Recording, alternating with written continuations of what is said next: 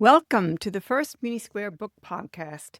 We chose Paul Bloom's Against Empathy because the questions he raises are as provocative today as when the book was first published in 2016. Bloom is a psychologist known for his work on morality, empathy, and human development.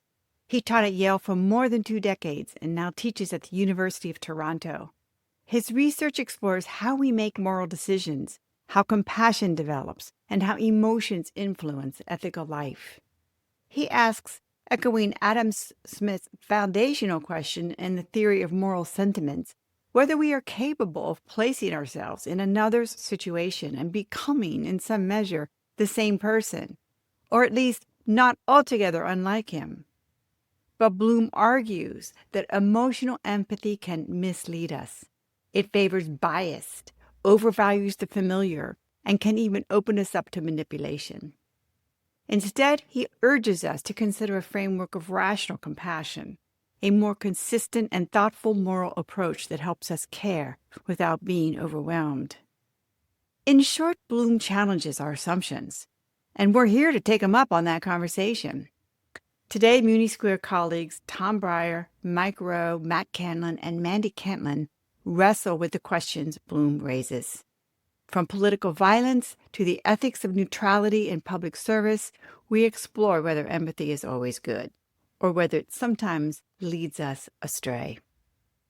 Read more about MuniSquare and our contributors in the show notes, and if you're not yet a subscriber, we invite you to subscribe and join us in exploring how local governance shapes our world. Thanks for being here. Now Tom's going to start us off. All right. So Paul Bloom in the book Against Empathy makes a provocative argument.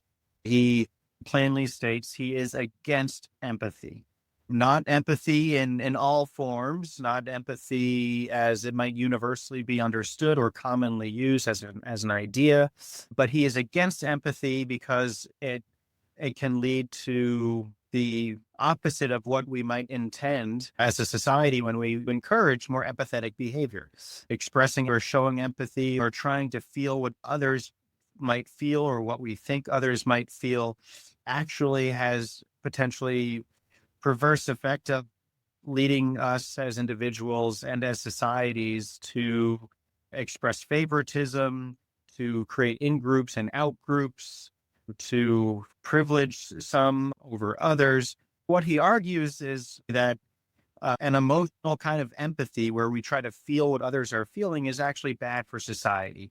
Cognitive empathy, on the other hand, is something that might be good for society. It allows us to think compassionately with reason and rationality about situations others in our life around the world might be experiencing. We need to try to understand those experiences without trying to feel those experiences so we don't create a deeper emotional attachment than is warranted by the situation. So I kind of want to start there. The broad theme of Bloom's text is against empathy. He is very clear in the early pages. He says, I am against empathy because empathy is potentially bad for society. It has negative implications, negative outcomes associated with it. What do you all think? Is empathy always good as those who kind of talk about empathy these days, particularly in light of current events associated with the shooting and assassination of Charlie Kirk? There's a call for greater civility, discourse, empathy to heal the wounds that are manifest right now. So that's a suggestion. Empathy is good. Is it? Or is Paul Bloom empathy is really a bad thing and leads to negative consequences? Or does it depend? What do you think? The first thing I would mention is, just as a critique of the writing, by the time I got to the last page, I came to the conclusion this really should have been a pamphlet. There's a lot of filler in there. I was a little bit let down at the end. I thought, boy, all of that when you could have just summarized all of it in a much shorter form. But he does raise an interesting issue worth talking about. I think what I came from Tom is he wasn't necessarily saying, and he didn't say it this way, I'm saying it this way. I think it was more of the degree of empathy. Empathy is one thing, and this is the age-old head and heart conversation, but the degree of empathy needs to be gauged. You can't go all in with heart or all in with head, although he was kind of suggesting you go mostly in with head. That was what I came across with, was the degree of empathy can be bad. Too much empathy without reason can be a bad thing. The other thing I would point out was that implied in a lot of what he talked about was empathy needs to be tethered to something. The feeling without some sort of moral basis, I think, can be problematic. He gave some examples of empathy that can go wrong, but I would argue that it wasn't the empathy that went wrong. It was what it was tethered to, the worldview or the moral basis of that empathy. So those are just my initial thoughts. I agree on the length of the book. I think there was a lot of circularity in it at times, but the point that Tom's neatly summarized is a useful one to discuss. For me, I think there's a kind of false assumption, which is that empathy is bad because we act upon it, but we don't necessarily. It's not something we always act upon. I feel I probably frustrate myself quite a lot by not acting on empathy because I feel powerless to do. So for me, empathy is not the problem. Simply acting on empathy alone, and that's maybe the lack of tether you referred to, Matt, is potentially a problem. Because, as Tom referred to, lead to biases and so forth, and certainly a kind of tunnel vision at times. But I think there's a problem with that separation of head and heart, as if these are separate entities. It's a very Cartesian understanding of how we as humans think and see the world.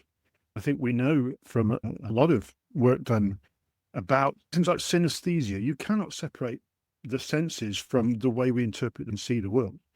This separation of heart from the empathy from rationality, I think, is misleading and unhelpful way of thinking about how we as humans make decisions and interpret the world around us.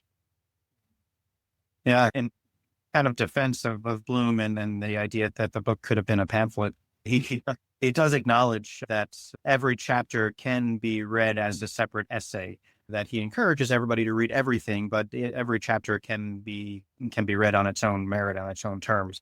Maybe it could have been a series of essays, and perhaps it started in this way. But that's the defense. I'm empathizing with Bloom there a little. I'm feeling what he may have been feeling, thinking what he may have been thinking. Can I push a little bit on this point of action or the tether? The idea that it's a false assumption that empathy is always acted upon. The inaction might be seen as a kind of action as well, right? Choosing to act on empathy or feeling powerless to act on empathy is quite a big statement. What makes someone feel powerless? Can we separate the two? If we feel emotionally connected to their hurt or experiences of another person, but feel powerless to assist them, what does that say about the power of empathy? Maybe good and bad is not the way to think about it. Is it that important as a motivator for action in the context of a society that might not encourage individual agency, that might not encourage individual activism? What do you think? Is there a bigger story here than that's good or bad empathy, or that's linked to this idea of action and inaction and the powerlessness we might have as individuals to act on empathy? I think for me, powerlessness element is that I can feel empathy for people in flight. Their home is going to be underwater in a matter of months because of climate change. But what can I actually do to help in that circumstances? It is a frustrating thing because there is an element of individual powerlessness in that context. Not least, there might be millions or thousands of miles away. I can do something which doesn't respond to the empathetic thing. It's a more pragmatic thing, which is to either become an activist in some environmental cause or maybe donating to some worthy activity that might be directly assisting those people or otherwise. It's not complete powerlessness, but that story doesn't lead simply to action and response. It leads to something else. Can I add to that a little bit? Please. Yeah, I agree with Mike on that. It gets to one of my frustrations with the book. There's a lot that I got out of it, and I'm happy to share that as we go. But one of the frustrations was that empathy is so complex and intertwined with other emotions. I find it hard to tease it out and focus on it alone. It's just one of many influences we base our actions on. Whether we choose to act on something or don't act on something, I find it challenging to zero that down to empathy as just one component of it. This is going down a little bit of a rabbit hole, but I think there's also, for us on the public leader side of things, I think there's a difference is what I would act on as an tool and what I would act on as a policy leader too. Can you expand on that a little bit more? What are those different hats, and how do you, maybe separating the head from the heart, if you have a sense of empathy around a person, around a situation, how do you act differently wearing a public servant hat compared to your individual citizen hat? For me, I feel much more free to act on what my individual head or heart might feel about a certain situation or a certain person, because I'm really making that decision for myself, whether it's making a choice to donate to a certain cause or to help an individual in a certain situation or a group in a certain situation. When I wear the public servant hat or a public leadership hat, I'm making decisions that are for the public good or attempting to make decisions that are for the public good. It's very difficult to find a public decision that doesn't have negative and positive impacts. And that's where, getting back to what Matt said earlier, balancing the head in and balancing that with your decisions with hard data and balancing what your heart might feel, I think that's a different type of decision-making path, and it's a different approach to a decision. What I do individually might be very different than what I do for the public good. And that perhaps connects to that kind of idea of neutrality almost, isn't it? In terms of, as a public servant, your personal motivations might be something you have to suppress in terms of your public role. I think that's where some of our political debates come in too, where we have citizens that believe the government should be stepping forward to do certain things. What should the public be doing? What should the government be doing? You'll see the dividing line between arguments that the government should be doing more in the interest of humanity or social good, and others being more interested in having a secure nation. I think that's the dividing line of what should the government be doing versus what should individuals be doing. And I think it's a good point, because this is what I was getting to when I talked about what is empathy tethered to? What is it connected to? He doesn't make exactly the point I'm making, I don't think, but he uses some examples. So for example, take abortion. You could have two very empathetic people approach that issue and come to completely different conclusions. What are they tethering it to? What is the principle, the guiding principle they're using, the filter through which they view that issue? So the empathy almost becomes like a tool, a vehicle, and it's carrying that worldview. You could use the same thing Mandy was saying. This is why so many of our debates, the shooter of Charlie Kirk, based on reports I've heard, he empathetically looked at what Charlie Kirk was saying as that was being very damaging and harmful and maybe even violent to a group of people. So you can hardly say through empathy, he felt like he had to take action. I think it's not the empathy that's the problem. It's what it's tethered to, the lens through which you're using empathy. Right. So that's an interesting example, of course, and we can move that into a lot of different directions to continue the conversation. But I want to reflect on one example that Bloom did use in the book, and that goes back to the War on Terror. That shows the age of the book. It was published quite a number of years ago, but the arguments are still very much relevant. To the credit of Bloom for raising these issues that are still very timely for us today, the example he gave was from Dick Cheney. During the War on Terror, there was some fierce debate around the world around whether it's appropriate or not to torture or use torture on prisoners to extract information related to terrorist cells or terrorist organizations, threats, active threats, or possible threats to the security of the nation or the world. Part of the argument against torture was this idea of empathy. If we're empathetic, then we should care about how people feel in a position of possibly being tortured. Dick Cheney, I'm paraphrasing here, said something along the lines of, well, I don't lack empathy.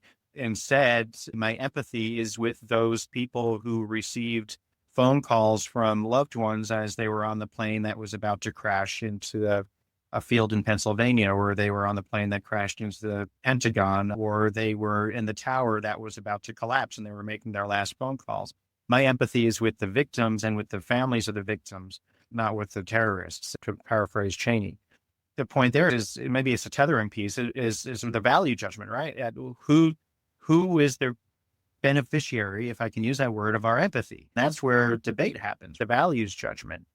There's no universal notion that one person or one type of person is deserving of empathy, whereas another type of person is not deserving of empathy. But this is how it plays out in our politics and our policy discussions in the minds of citizens. We order or sequence who's deserving and who's not deserving. Do you agree with that?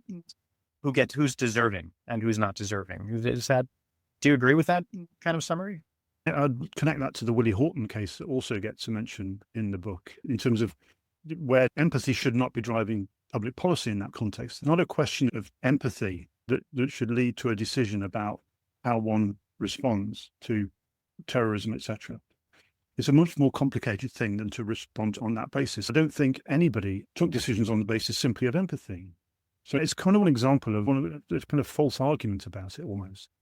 In the Willie Horton case, it was manipulated, empathy was manipulated. And yes, in that sense, you can argue that empathy is a problem, but it's a manipulation of empathy by politicians who know exactly what they're doing. That's perhaps more of the problem in that context. And that seems to be the major critique against empathy, right? Is that emotions can be manipulated and can sway public opinion, which would stand with Bloom's argument that if emotion can be so easily manipulated, then those in positions of power can drive public opinion and support in one direction or another, perhaps in ways that are not in the long-term interests of a society or that are grounded in the values that keep societies cohesive.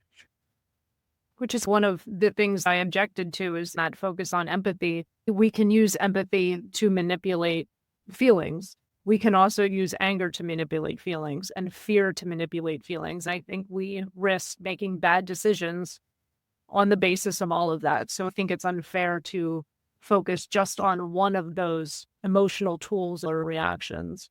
Circling back to, Tom, what you had started with on this value idea, that was one of the things I found myself remembering from Monica Guzman's I Never Thought of It That Way as I was reading the empathy book.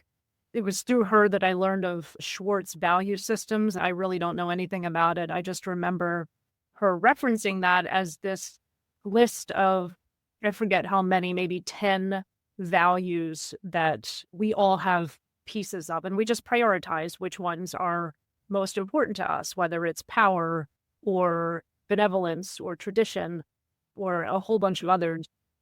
And I think it's, we're looking at judging whether an action is good or bad through the lens of the values that we were in part, I don't know, to the extent we're born with them, that we develop them as we grow up. But that's where our judgment comes from. Yeah, somebody is going to look at an act through their individual lens and think of something as good, another one bad. And I think abortion that Matt raised is a good example of that. Matt, did you want to jump in?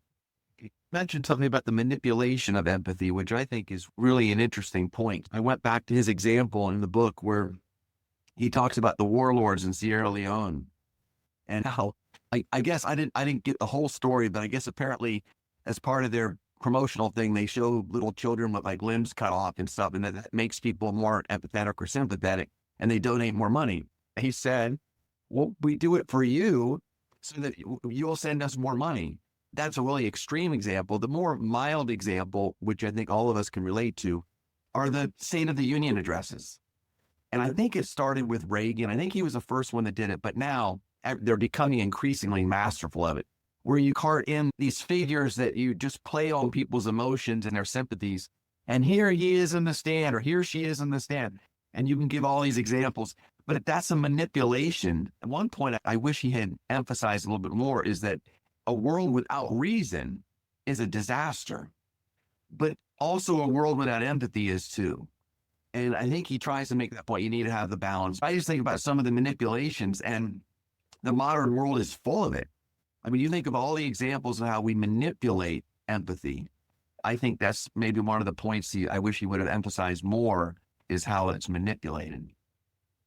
So Matt, what do you think? The State of the Union practice or the fundraising appeals from various nonprofit organizations, philanthropies, dealing with world hunger, animal suffering, environmental degradation, whatever it might be, we're bombarded with these emotional appeals on a regular basis. And oftentimes they're accompanied by fact as well, right? It's an emotional appeal, and here are the data, if we trust the data, that tell us why this is a problem or why the program we are using is working. And since we're going to pull at your emotional heartstring here and get you to give us some money because we know data won't convince you on its own. But what do you think? Is it a good practice, or is there room to be critical of the use of these emotional appeals ranging from State of the Union to charity organization? Well, it's clearly very effective. I mean, I still remember years ago, a commercial came on late night. Remember all the things used to come on late at night? I think it was called Christian Children's Fund. And they showed these children in faraway places in horrible conditions. They made it so easy for you to contribute. But if you were looking at things rationally, say, okay, I can give to that, and it appears to be a good cause, and assuming this Christian Children's Fund is a legitimate organization, what about some of the folks right down the street that don't necessarily have a handler that can play on your sympathies? In some ways, it's very effective, extremely effective, but I guess it does kind of create the bias that Bloom was talking about. Whether it's a close-up bias or faraway bias, when you're manipulating people's empathy, you can create bias. Maybe that's not exactly the way he was explaining it, but I think empathy can really be weaponized in that regard and sometimes create good outcomes and bad outcomes depending on who's doing the manipulating. Is this for just getting away from relying upon people giving charitably in order to respond to serious issues? Is this an argument for big government then? Well, not what the argument I was making, but I think it's getting back to the balance that having a good balance of reason and a good balance of empathy makes a healthy human and makes a healthy society. When those things get out of balance, I always look at it, and it's kind of like the mom and dad stereotype. Dad is the reason, mom is the empathy. Both of those together blend to make this wonderful kind of balanced child that grows up and is a good, well-adjusted person. And I do believe that the balance of reason and empathy really is a wonderful combination. I think he downplays empathy a little bit too much, but anyway, that's what I was trying to get. I think that the blending of the two is really a wonderful thing. I think the big government provocation, from my perspective, was something I was finding throughout the book. If individual responses to situations can be manipulated, can lead to poor decisions, should we just hand it over to big government to be making decisions about which social injustices or problems or issues we collectively deal with on a rational basis?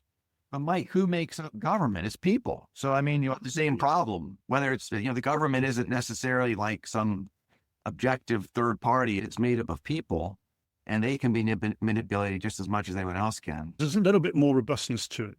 There is, at least in an electoral system, is some opportunity for challenge and for debate.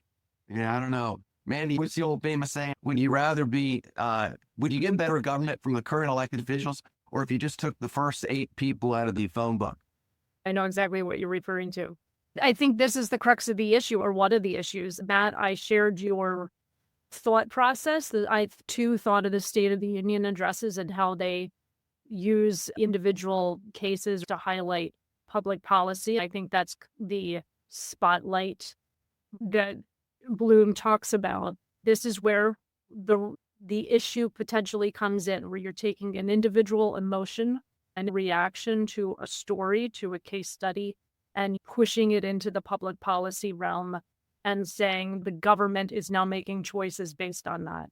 Some would argue that that's causing the government to expand to a size that is not sustainable, nor desirable, nor reflecting the opinions of all individuals. Government is made up of the people.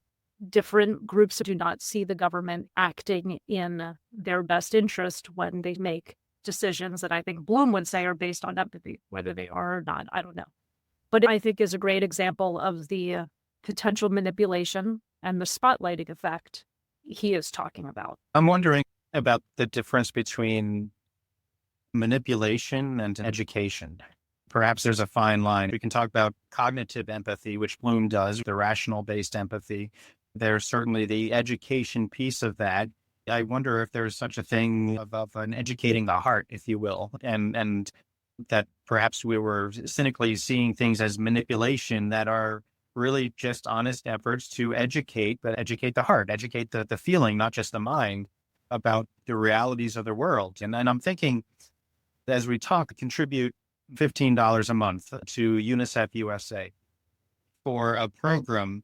It's a direct benefit program where every month they send to my 5-year-old son a Paddington bear.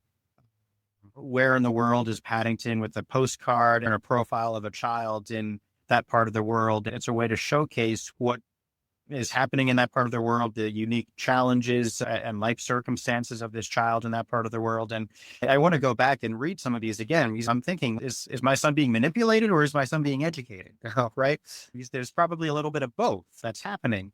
I'm curious if there's any, we're approaching the idea here as emotional pulling on the heartstrings. This is kind of channeling Bloom, I suppose, as well, as a negative, that it has negative repercussions for policy and practice.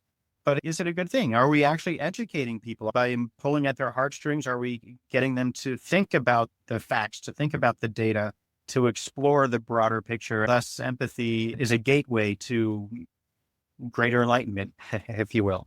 Have any of you ever heard of the Carlisle Indian School? Okay. This was in Carlisle, Pennsylvania. I was actually the borough manager there for a number of years. What made you think about this? This illustrates the idea of educating people and trying to, and this gets to my point about empathy being tethered to something. The idea behind the Carlisle Indian School started in the late 1800s, where I forget the guy's name that started it, but he was going to bring young Native American kids to Carlisle, Pennsylvania, and he was going to teach them how to live in American society. Okay. And that would mean he'd come and essentially try and get them away from their old culture and try and inculcate into them these new cultural norms and values that he thinks would help them be successful. Okay. Well, today this is considered a disaster. Okay. The local newspapers in Carlisle every couple of years have articles about how Native American groups in Oklahoma or Tulsa want to bring these kids back that were buried there, and how horrible it is. And so it comes back to this issue of tethering. Empathy itself is, in my mind, isn't necessarily the good or the bad. It's what it's connected to. And that actually adds another layer. We've talked about looking at these actions and decisions through the lens of values, but we can also look at it through the lens of time. Some of the things that as a society we deemed good at one point in time, decades later, we see as bad.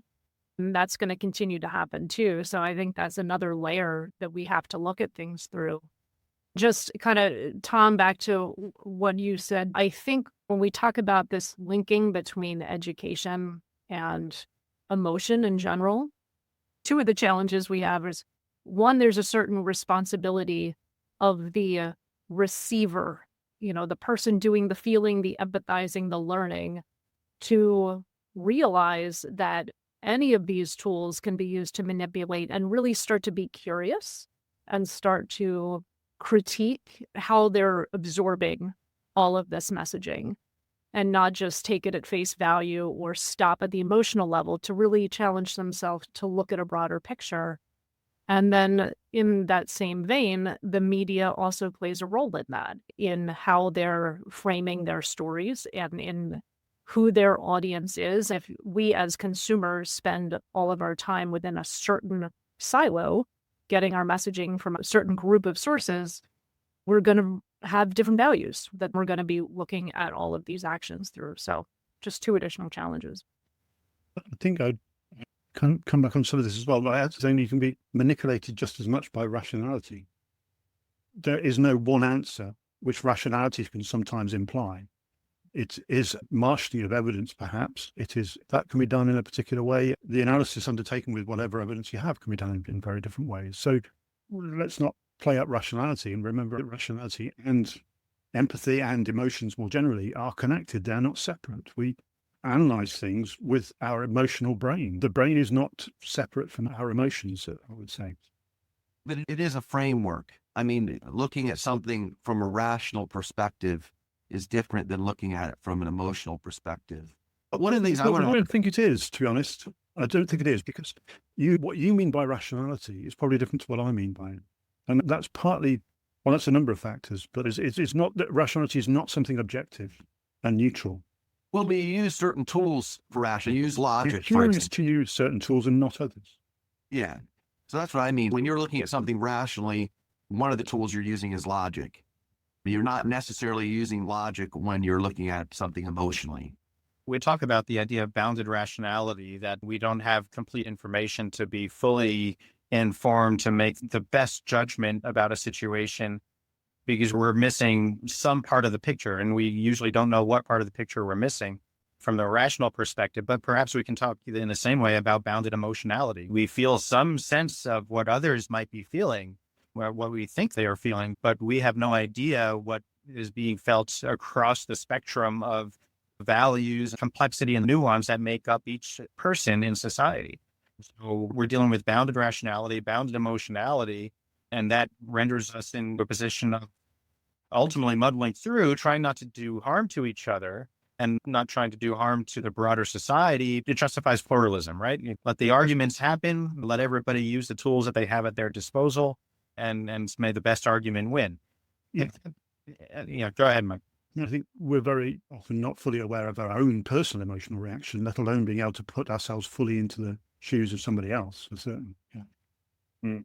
Let me ask you a question. I suppose that one of the reasons he wrote this book was in response to the growing trend of empathetic leadership and emotional intelligence. What in the early 2000s kind of grew. And I guess it was essentially suggesting that there was a deficiency in that. So if you need more emotional intelligence, if you need more empathetic leadership, that suggests that you didn't have it before. So all these books would come out, Emotional Intelligence 1.0 and Emotional Intelligence 2.0. And I find it fascinating. What changed?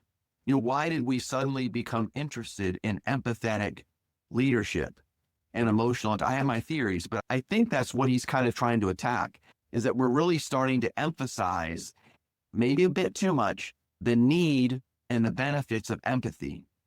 What do you think? Yeah, and authenticity is a more recent kind of model of it as well. I try not to read them, if I'm honest. It's a whole life's career dedicated to it. But yeah, I think you could be very right in that. It was certainly a fashion of 10 to 15 years ago, maybe. But the idea of empathy is very much present, and we've danced around a little bit. The Charlie Kirk shooting addressed that directly. He said a lot of the calls happening right now are for not only greater civility, but more empathy. If we want to reduce the threat or the actual occurrence of political violence, we need to do a better job of empathizing, at the very least understanding each other, or at the very least not demonizing each other. And that requires some level of either understanding the life experiences of others around us, if not directly putting ourselves in the shoes of other people so that we can feel what other people are actually feeling. Do you see that? Maybe this is a good place to close. Mandy, I know you got to jump soon, so we can, if I can put you on the hot seat here to answer the question first. What do you think? Is empathy one of the tools, one of the many influences, as you referred to them before, that can see us out of this dark place we're in as a society where political violence is increasingly prominent and seen as a viable option for some within the society to resolve differences? Yeah, I think it can be. But I think that we can't be selective in how we choose to apply our empathy. I may not have agreed with Charlie Kirk's platform, but I can't let that get in the way of me trying to at least appreciate the value set that he had and where he was coming from. I'm not saying that I'm trying to agree with him. I'm just saying that he obviously felt strongly. His value system had different prioritizations than mine, which led him to pursue his path, something he felt very passionate about. In pursuing that path, he raised his risk level. Anytime any of us are moving into the public realm, whether it's as a celebrity legislator or just somebody taking a very strong position, we raise the focus on ourselves. There are going to be people that agree with us and disagree with us, and that raises our risk. I think he knew that. But I guess how I would apply empathy in this situation is, I think what happened to him was wrong. I think the impacts it's having are wrong. I don't think it's ever right to take somebody's life because you don't believe their value system. I think there's probably things I could bridge with him if I look at the world through his eyes, or at least try to see the concerns that he has. to answer your question, I think that's where it can be a tool. We just can't be selective with it and only choose to use it as a tool when we agree with somebody and not choose to use it as a tool when we don't agree with somebody. Right. And Matt, I think you said earlier that the shooter in this case, Tyler Robinson, it was empathy that led him to see committing this act of violence as a necessary pathway. Empathy may have been the root of the problem. Do you see empathy as a solution to get us out of this politically violent society? Well, I think we'll pull a couple ideas that we talked about together in this example, both the manipulation of empathy and, well, let me mention that first. My guess is we're going to find out this young man, if he is the one that did all this, which seems apparent, that he probably wasn't as emotionally stable as your average person. And so maybe he's easier to manipulate than others. The empathy was manipulated, and maybe his rationality wasn't, mentally he wasn't where he should have been. I think that's what people have been saying and what he was kind of saying. From what I read, he's so hateful. You think of your worst character you can think of. That's where I think it was manipulated and tethered inappropriately. What he did was horrible. But if you kind of play through this thought process, if this, then that, you can see how in his mind he thinks maybe it's a rational thing to do. I'm helping the world. I'm saving the world from a very hateful person that could hurt it. So given that empathy is possibly a root of the political violence, is empathy also a pathway out of the political violence? Yeah, I also happen to think that this is the first time in world history where you have a pluralistic society based on freedom. In other words, we're not forced to be together like Rome or the Soviet Union. We're trying to figure out how to get along with each other. I firmly believe there's certain ideas that can't coexist. The classic one in my mind is the Declaration of Independence and slavery. All men are created equal. Yeah, we have slavery. Those two can't coexist long. And of course, we had a civil war over it. So I think we're wrestling with some ideas that I don't think can really coexist with each other. And some of these ideas are going to win out over other ideas. I'm not so sure empathy is going to solve this. I think certain ideas have just got to be, people can be persuaded, and certain ideas are going to win out over other ideas. Mike, thoughts? I hesitate to comment. I must admit, it's not something I've followed with any close attention. I guess there is no argument for an act of political violence. There is no rationalizing, there's no empathy that justifies it. Is empathy a way out? It's part of it, certainly, I would think. Having said that, I would struggle at times to empathize with some people engaged in public debates at the moment. And it's because it's hard to empathize with somebody who clearly has no time for you and your opinions. And this is on all sides. I'm not pointing fingers at anybody at this point. And it's going on in the UK as well in different contexts. It's very hard to retain a sense that other people's opinions are worth listening to when they're expressed in ways that are personally offensive to you. That's the challenge of civility as well. The conversation now is that empathy and civility are good bedfellows. They must go together, feed on each other, support each other, and produce positive outcomes related to empathy, avoiding the negative. If we bring people together in civil discourse, we can reduce the extent of bounded emotionality and bounded rationality because we are exposing more people in a civil way without demonizing. We can provide greater social awareness. Yeah, focusing on what we have in common more than what divides, which is very often at the margins of who we are already. So maybe to close out, we lost Mandy, but maybe we can each say, do we take the Bloom statement? I am against empathy. That was his statement. Would you say the same thing? Mine would be a qualified agreement. And I think he makes some good points. It's the degree of empathy and how empathy is used. He makes good points, but I'm not against empathy. Nor am I. But now this is a great discussion. I think it's really timely. The book, I forget what year the book was published. 2016. Okay. But still, there's a different era, but it's still highly relevant. The issues he raised are really important. So the book might be written in pamphlet format. There are some arguments worth considering, and I would recommend it for others to read, certainly. All right. Well, thank you. Thank you. Thank you.